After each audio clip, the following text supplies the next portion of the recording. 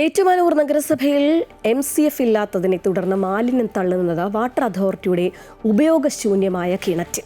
നഗരത്തിൽ നിന്ന് ശുചീകരണ വിഭാഗം തൊഴിലാളികൾ ശേഖരിക്കുന്ന മാലിന്യങ്ങളാണ് കിണറ്റിൽ തള്ളുന്നത്. ആഴമുള്ള കിണറ്റിൽ മാലിന്യം നിറയുന്നത് ആരോഗ്യ ഭീഷണിക്ക് കാരണമാകുന്നതായി വ്യാപാരികളും പൊതുപ്രവർത്തകരും ഒക്കെ ആരോപിക്കുന്നു.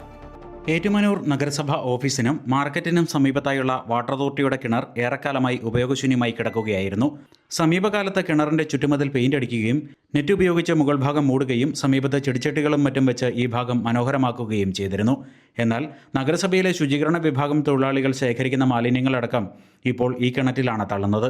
ആഴമുള്ള കിണറ്റിൽ പ്ലാസ്റ്റിക് ഉൾപ്പെടെയുള്ള മാലിന്യങ്ങൾ നിറഞ്ഞിരിക്കുകയാണ്. ഈ പ്രദേശം എന്ന് പറഞ്ഞാൽ ചിറക്കുളത്തിൻ്റെ ഭാഗമാണ്, പണ്ട് പാടമായിരുന്ന ഭാഗമാണ്. ആ ചതുപ്പ് കാലത്ത് 1 മീറ്റർ കുടിച്ചാൽ വെള്ളമാണ്. അങ്ങനെ ഈ ഏറ്റുമാനൂർ ഒരു കാലത്ത് കുടിവെള്ളം കൊടുത്തിരുന്ന ഒരു കിണറാണ് മൂടിക്കളഞ്ഞിരിക്കുന്നത് മാലിന്യം കൊണ്ട്. അങ്ങനെ ഭൂഗർഭജലം കണ്ടാമിനേറ്റഡ് ആകുന്നു, മലിനമാകുന്നു. തൊട്ടടുത്ത് തന്നെയുള്ള ഈ കിണർ ഉൾപ്പെടെയുള്ള ഇപ്പോൾ ഉപയോഗിച്ചുകൊണ്ടിരിക്കുന്ന മുനിസിപ്പാലിറ്റിയുടെ ഈ കിണർ, അതുപോലെ തന്നെ ആര്യാസിൻ്റെ അവിടെയുള്ള കിണർ, ഈ കിണറൊക്കെ ആയിട്ട് 5 മീറ്റർ 7 മീറ്റർ ദൂരം മാത്രമേ ഉള്ളൂ. ഈ കിണറിന് തൊട്ടു സമീപത്ത് തന്നെയാണ് ഏറ്റുമാനൂർ നഗരസഭയിലേക്കും ഈ ഭാഗത്തുള്ള വിവിധ വ്യാപാര സ്ഥാപനങ്ങളിലേക്കും ശുദ്ധജലം എടുക്കുന്ന കിണറുള്ളത്. വാട്ടർ അതോറിറ്റിയുടെ കിണറിൽ മാലിന്യം നിറഞ്ഞതോടെ സമീപത്തെ കിണറ്റിലേക്കും മാലിന്യം കലരുന്നതായാണ് പ്രദേശവാസികൾ ആരോപിക്കുന്നത്.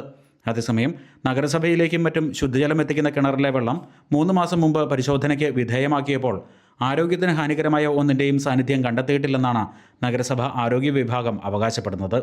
ഏതായാലും വിഷയം നഗരസഭാ കൗൺസിലിൽ ഉന്നയിക്കുമെന്നും കിണറ്റിലും പരിസരങ്ങളിലും മാലിന്യം തള്ളുന്നത് തടയാൻ നടപടി ആവശ്യപ്പെട്ട് പ്രക്ഷോഭം സംഘടിപ്പിക്കുമെന്നും CPM പ്രതിനിധികളായ കൗൺസിലർമാർ അറിയിച്ചു.